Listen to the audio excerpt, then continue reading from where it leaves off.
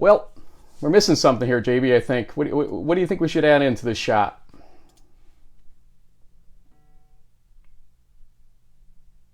Oh, hold on. I can't hear you. Hold on. We can't hear you, bud.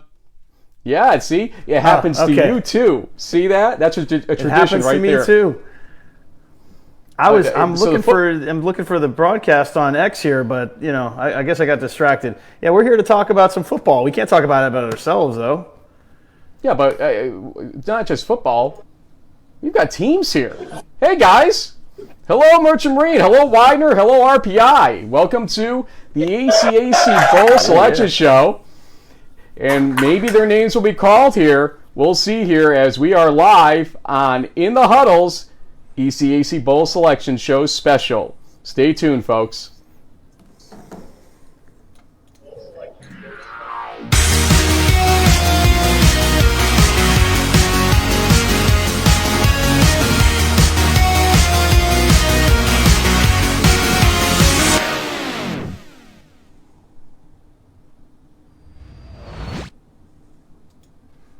That's right. We're back again for the umpteenth year, it feels like, here. Yeah, it is always fancy. I love that one for some reason. We have over 200 viewers, but that does not include watch parties going on throughout the D3 Nation with respect to ECAC Bowl games. A number of bowls were named on Sunday night. Max Centennial Bowls, the Culver's Isthmus Bowl, the Cousin Subs Bowl, some other bowls out there as well that I'm sure I'm forgetting, New England Bowls, and others with the ODAC as well with the landmark. So congratulations to everybody that's going bowling. Yep. But we still have some unfinished business with bowls. Kind of the last bowls to be named. That doesn't mean, last but not least, I think they always say. So what we're going to do here is we're going to have a little bit of discussion real quick with some of the coaches involved in these possibilities of bowls. We don't know who's in as of right now. So we're going to start, I believe, if I can get this to work correctly. We're going to go with Merchant Marine Academy, probably first one in here, and Coach Kroll coming up here. And so here we go. Coach Kroll, can you hear us okay? I can hear you just fine. And so first things first, and hi guys, we see you waving in the background. Is that the Secretary's Cup that you guys retained on Saturday against Coast Guard? Is that what I'm seeing right there? Yes, sir, it is. So a tough game for sure for you guys, and had you lost that game, this would have been a tougher road to hoe in terms of whether or not you would get into an ECAC Bowl. You did not get a New England Bowl, but I think you really want to play in a bowl game, it seems like, because not every team that's eligible for these ECAC Bowls and New England Bowls does this, and you guys did. Why did you still put in for an ECAC Bowl a couple weeks ago? We just felt that our kids have prepared all year. Our firstclassmen have earned the opportunity and want to finish this thing the right way with 8 wins and give these guys a reward for working really hard all season. And it's a great opportunity. The ECAC's done right by us. 2016, the Clayton Chapman Bowl was an awesome experience. So we're excited to play another football game. JB, I know you were watching that game the other day, and you were definitely excited by how that game was going along. So what are your thoughts here for these guys?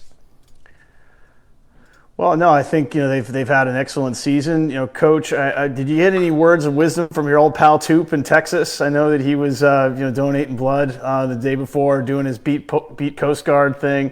What did Coach Tooper have to say for you guys? Before or after? Both. So, before he's obviously been very supportive of the program. He's still in touch with a bunch of the guys as well. He shoots those guys texts every week. So he's a huge supporter of the program, even from down in Dallas. But after the game, I heard about the fake punt call. That wasn't probably our best decision, and the 2-point going for 2 early. And so I heard his second guessing quite a bit, but huge supporter. Well, Coach, thanks for joining us. Thanks for having the team with us here. We're going to step aside from you guys. Hang in there. We'll see how this turns out for you here, and we'll get some reactions for sure if you guys are named. So best of luck to you. And let's turn our attention real quick here. Let's go to a team that really we've never had, I think, on our map here. with respect to the ECAC Bowls since we've been doing this. Widener and Coach Baranek with us here as well. Guys, how's everything going out there? It's going great here in Pennsylvania, man. We're excited to be one of the teams in consideration, and we look forward for the opportunity to compete another week. I see another trophy in the background there. Could you bring it up here and let us see what that is? What is that exactly? Come on up. That's the Pretzel Bowl. Here at Widener, we're everybody's rival every week in the MAC. So there's all types of trophies that run through our league. Some people know about, some don't. But we're no stranger to playing in big football games, and that's why we put our name in the hat here this weekend. Pretzel Bowl sounds like a pretty twisted trophy, if you get what I mean. JB, take me out of that. Well, Coach, just tell us a little bit about your season. It seemed like, you got off to a hot start, but you had a couple of challenges midway through, and then you rattled off and won 4 of your last 5 games. I mean, tell me a little bit about this team, the resilience that you guys have had throughout the season. Yeah, they're a great group of guys, process-driven. 3 losses that we had, double overtime to LVC, who's playing in the MAC Centennial Bowl, a loss on the road to Stevenson, who's also in that, and then to our conference's automatic qualifier in the NCAAs. So 3 tough battles, hard losses. Our season each week in the MAC is a major competition. There's a lot of parity in our league, and just another week to be around these guys will be awesome. I think you guys are bringing some fan base with you on here because we're over 300 viewers live right now, plus any watch parties out there. So definitely some Widener Pride fans having some pride about what may be happening here. We'll see what does happen. Guys, hang in there. We got one more team we want to talk with before we start getting these picks out and running here. So good luck to you. Let's go to Troy, New York, RPI. Coach Ralph Isernia joining us, and guys, I hope it's going okay over there. Coach, I saw you on the sideline on Saturday. I thought you guys were going to nip them at the end. I really did at Union. Your backup quarterback played really sensational football throughout that game, as I know Jake Kazanowski's been out for a couple weeks here. But still, with 3 losses this season, you are still very much in the running here for an ECAC Bowl game. How does it feel? How are your emotions after that Dutchman Shoes game? Well, we get over it pretty quickly here. So we've got a 24-hour rule, and, we're just going to be, done with that game, and we're on to the next. Hopefully we have a chance to play another game and finish this thing right with our seniors and super seniors on the field. Looking forward to the opportunity. Yeah, Coach, I know that during the COVID year and even the year after, you guys dealt with a lot of different restrictions, but you've always had a great group of seniors, super seniors, the last couple of seasons. How many guys are we talking about this season? Is it still in that 30-40 range? No, right now we've got 19 seniors and super seniors, so 9 guys in the senior class and 10 in the super senior class. So we're fortunate to have a really good graduate program here. Guys come back, want to finish their careers on the field with their guys, and I think that speaks to their character and the culture that we've built here. Coach, you guys have played in these bowls before. I think you had Grove City one year and other opponents, very good opponents along the way. What makes you one of the few still Liberty League teams that seems to put in each year for these just in case you don't make the NCAAs, obviously? Why do you want an ECAC bowl game for these guys? Well, just like I said before, it's about finishing their careers on the field. These are meaningful games, not only for us, but also for our alums to come back and root for our team. For us, we're hoping to get in, one more time. This would be our 9th consecutive postseason game here at RPI with the NCAAs and the ECACs. It gives us a chance to get one more week of practice with our guys and share that camaraderie that we have and the tight-knit family that we have here.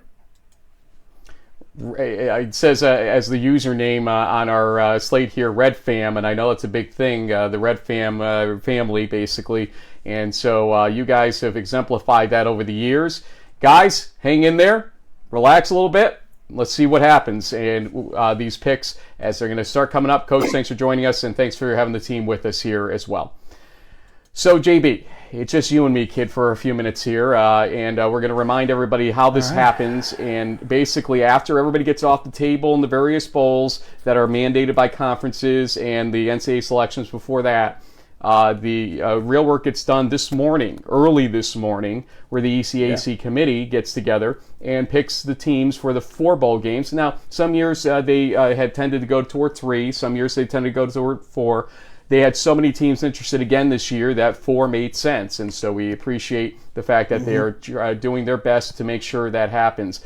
And they do look at different things, much like what the NCAA looks at with respect to strength of schedule, quality wins, win-loss record, conference record as well.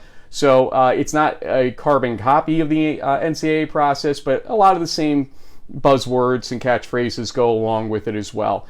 Anything you want to add to this as we prepare to go to our first bowl name? I just think it's great that we have, 4 more opportunities for these student athletes, particularly the seniors and the 5th years who've come back to have one last game. There is a trophy on the line. There is some, regional bragging rights to be had, interconference play typically, which is great, I think, for the sport. And so I'm excited to see the pairings and start breaking these games down this week. Well, folks, let's get underway. First up will be the Asa S. Bushnell Bowl. And this bowl is kind of pegged as the top-level bowl of the ECACs. They do go out of their way to create that type of matchup to, I think, build up the suspense, the excitement. And so congratulations to the following 2 teams. SUNY Brockport at 8-2, 5-1 in the Empire 8, will be traveling to Carnegie Mellon University, 9-1, which is the identical record in the President's Athletic Conference. And JB, both teams exceedingly deserving of this bowl and this matchup, I would have to say. Yeah, based on their overall records, as well as the fact that they finished in second place in their conferences, just, the only loss to the conference champion. SUNY Brockport was literally a yard or 2 away from knocking off Susquehanna, the landmark champion, and 2 teams with outstanding defenses. This is going to be a great old school style football game, featuring teams that like to pound the ball and play real tough defense. For sure. And again, for those that didn't see our slate earlier, we're going to be going and playing these games on Saturday at home sites. In this case, Carnegie Mellon will be hosting the game. And it will be, they tend toward noon starts, but they don't always go that way. So make sure you kind of watch your local listings on this type of stuff, because we will find out for sure. D3Football.com does put them in the schedule, so you'll want to check out that or watch Twitter or our feed, among other things out there. So congratulations, Brockport and Carnegie Mellon. 1 down, 3 to go. Where is this going to go? Well, let's see here, folks. Next up, the James Lina Bowl. And one of you is going to get excited right now. Which one? Let's see. The James Lina Bowl goes to U.S. Merchant Marine Academy, and they'll be visiting Washington and Jefferson. Let's see if there's any reaction from the crowd out there.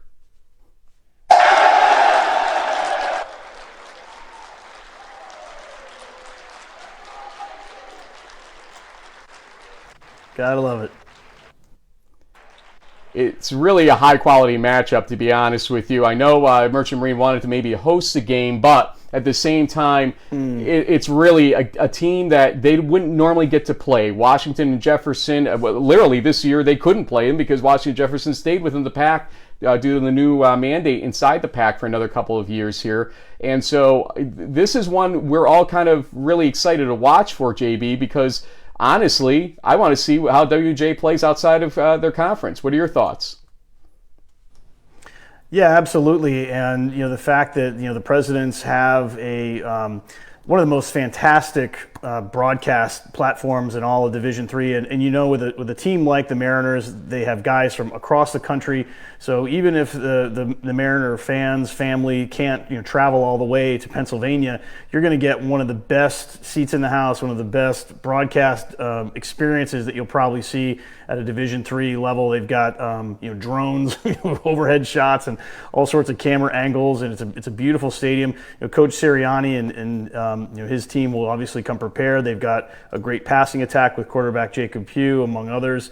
But hey, the Mariners are going to do their thing. They're going to use the triple option, run the clock, grind the ball, and maybe look for that Tellson Smith guy over the top.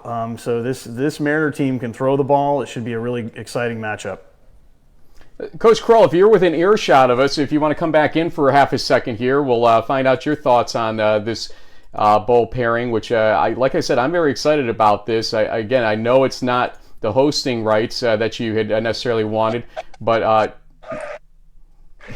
Kroll just really busted a move down there.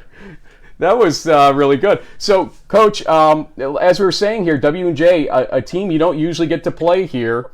So what do you think about this matchup? I know you got some audio stuff going on back there, but what do you think about this matchup? Well, really excited. W&J is a great program. Really excited. Pittsburgh, we were hoping to host. Now we're going to Pittsburgh, but a bunch of our Ohio guys will be excited that some of their family can get a close trip for an away game. So. Absolutely. Well, we're going to leave you right now, but I do want to say to all your guys, thank you. I haven't gotten to see you personally this year. Thank you for your service to our country. Thank you for what you're about to do as you graduate from the academy, because we know you're going to go in a lot of different directions to help your country out. Thank you for all you do. Best of luck this weekend against W&J. Appreciate it. We appreciate your support of D3 football. Thanks, guys. Thank you. Merchant Marine Academy, great to have them on board with us today, and great reaction from them. So thank you to everybody over there at USMMA in Kings Point. Okay, 2 down. 2 more to go here in JB. Let's see what we got here. We got the Clayton Chapman Bowl, and this one may be near and dear to your heart a little bit, because that doesn't give it away. Right there. I'm just going to weigh at least half of this bowl right there. The Clayton Chapman Bowl will be played by, yes, Utica traveling to Hobart. And that's a really interesting matchup this year, especially because these are 2 teams. Utica had a great team, slipped up against some of the top competition ultimately in their conference. And Hobart basically had the same issue. They both, I believe, were undefeated against out-of-conference opponents, and that would be why the records say blank and 2 in both cases, 8-2, 4-2. So, against out-of-conference teams, they were great, but here's a matchup that's going to test who's going to give up their first out-of-conference game this season as Utica travels to Hobart. Kind of set up this match for me.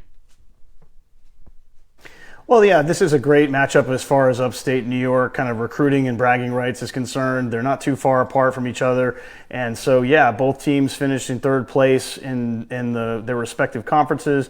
Both have, bring a lot to the table with respect to the different kind of offensive versus defensive looks. I think it'll be maybe a little more ground and pound running game style for the Statesmen, whereas I know the Pioneers like to air it out. I cannot wait to see Big Tones, Moose Hogan and Macho Man thing. I might have to become Sergeant Statesman. We may have to do like an old 80s WWF showdown here, but hey, I'm excited. I think it's going to be a really great matchup in Geneva, and I know that the Statesmen will be really excited to have one more home game. And for the Utica faithful, it's a short drive down the road for them.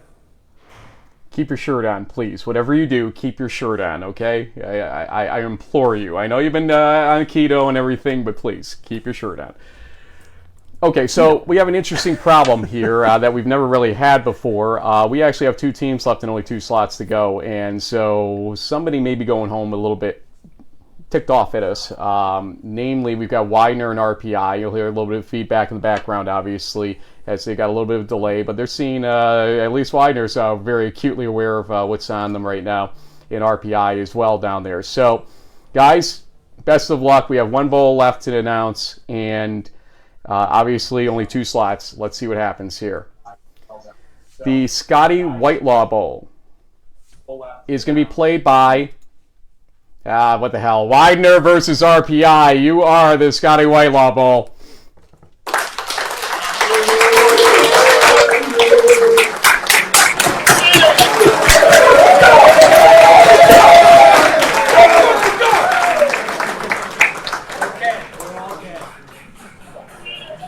No trash talking allowed here, guys, even though you're across from each other right now on the screen, and we're going to talk to both coaches about this in a second. Let's roll both of them in here, Coach Baranek and Coach Isernia, as JB and I talk about this briefly as you guys get into focus here. This is a great game. This is a great matchup. Widener will be visiting RPI. You guys are going to get a top-level facility, as you guys know, at Widener. RPI is just phenomenal in terms of the ECAV over there. And they bring a big crowd, so will you. I have a funny feeling in a matchup like this. But, RPI, again, backup quarterback, don't be fooled by it. Widener, they played strong against Del Val. This is going to be one hell of a matchup. JB, your thoughts?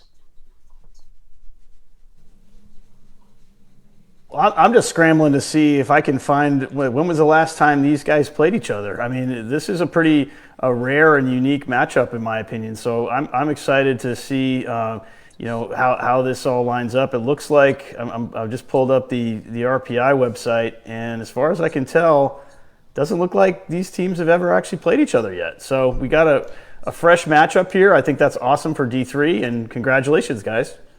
Yeah, Widener does not get to upstate New York often. If I remember correctly, Union was a playoff game they played in 2000, and that's the last time I can remember Widener making the upstate New York trip in that way. Coach Baranek, if you can look toward us for a second here, what do you think about this matchup? How you feeling about being on the road, going to RPI? I think it's a great opportunity. Have a ton of respect for their program and the success that they've had. Like their coach said, 9 straight playoff appearances. That's something to be very proud of, and they got a great team. I will say this on behalf of both teams. I don't know if you're going to find a smarter game being played in the country by two teams that are full of excellent students and excellent players, and that makes me very proud. I'm sure it makes their coach very proud. We're excited for the opportunity to compete against one of the better teams on the East Coast, and we're looking forward to making a trip to New York. Coach Isernia, you're going to be playing host here against a very good team, and you know that. You're very aware of the teams throughout this region, and Widener is one of those great teams that always gives Del Val a run for their money in the MAC, and sooner or later they're going to knock them off, I have a funny feeling. But this year didn't quite get there, but what's your thoughts on Widener and hosting them? Well, I mean, they're coming from the MAC, and that's week in and week out. There's battles every single week, and you've got a lot of teams in that conference that can go head to head with just about anyone in the country. And a lot of respect for Widener, traditional power in Division III football, going all the way back to Billy White Shoes Johnson and Coach Manlove, who was there for a ton of years. They've always had quality players and great program. If you go back on YouTube, you will find old Widener Stag Bowl highlights and whatnot with all those names you just mentioned, basically, in that compilation going back. There is some rich history for both your programs, obviously. JB, what are your thoughts here? No, I think, once again, this is a great matchup between two very storied programs. And like, Coach B said, I mean, some of the strongest academics that you'll find. So these are some smart student athletes, and it's going to be, a great game. I think both teams can, really get things going on offense. Both play a very aggressive and tough style of defense. So it's going to be a classic football game. I can't wait. Widener students, players, if you are excited about this matchup, give me some kind of shout or some kind of high sign here.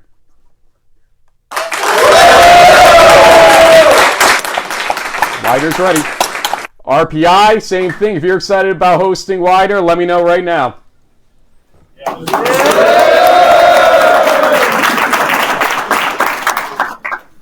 It's going to be a great matchup for sure. Yeah. Guys, I'm going to be definitely watching for this score when we're doing a Bracket Blitz show, even though I'm going to be focused on about 15 games simultaneously. This is one I'm going to be watching from the ECACs for sure. Best of luck to everybody. Thanks for joining us, and good luck to both teams.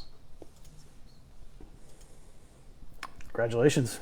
Wow. Absolutely. I like how you started. I thought you had me hanging there. It was like somebody's going to go home disappointed, and then whew, nope, they both get in at the last second, man. Nicely done. Very dramatic. Someday we're going to have a real mess up on that, and somebody is going to go home disappointed. We just won't let you know what year it's going to be, I guess. Let's go to the four bowl games for those just joining us here with 4 minutes left on our show here. First up, the Asa S. Bushnell Bowl. SUNY Brockport will be traveling to Carnegie Mellon University.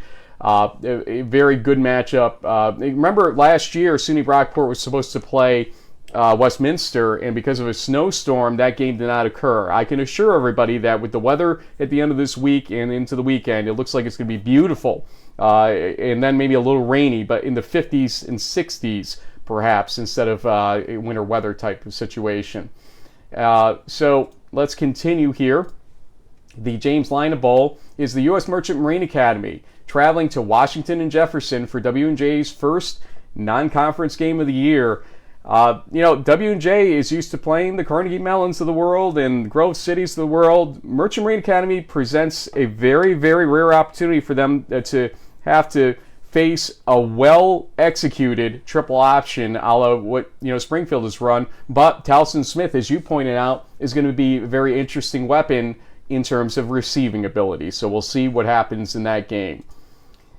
Utica University will be visiting Hobart. Maybe a short trip in terms of mileage log, but it's going to be a long day for somebody in this game because it's going to be a really good game. I feel like you're going to see some points going up on this one for some reason, but we'll see what it leads to.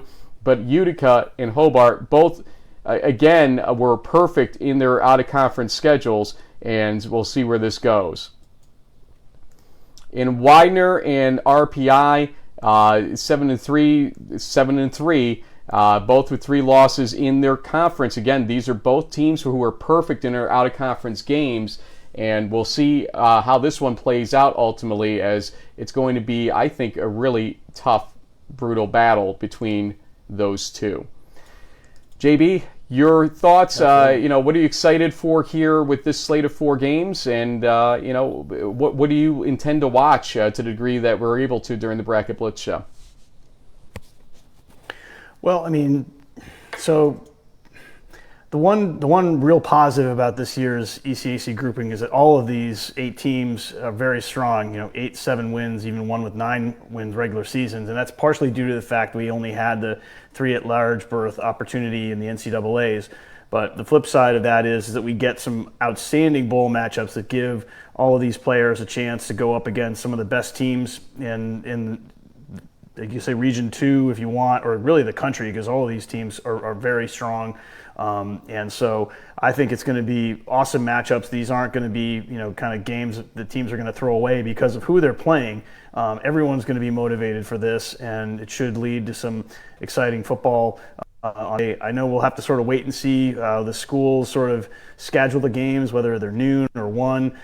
I guess it's possible that we could even see a night game maybe. I know I guess we'll just have to wait if whether they, schools will figure that out if they want to play under the lights or not. But hey, I'm excited to see how honestly, if these 4 games are going to be a lot better than some of the first round NCAA playoff games. So if you like good football, make sure that you tune in appropriately. Absolutely, it will be something to watch for sure. We're thrilled again to have been able to do this. Thanks to Dylan and everybody over at the ECAC. For letting us do this one more time. It's been an honor to be able to deliver this news, kind of round out the rest of the postseason with the ECAC Bowl announcements. So thanks to everybody over at the ECAC. Thanks to the teams that joined us, to all the viewers. And folks, it's been a long last 3 days for us, actually 4 days, going back to Thursday and getting things ready.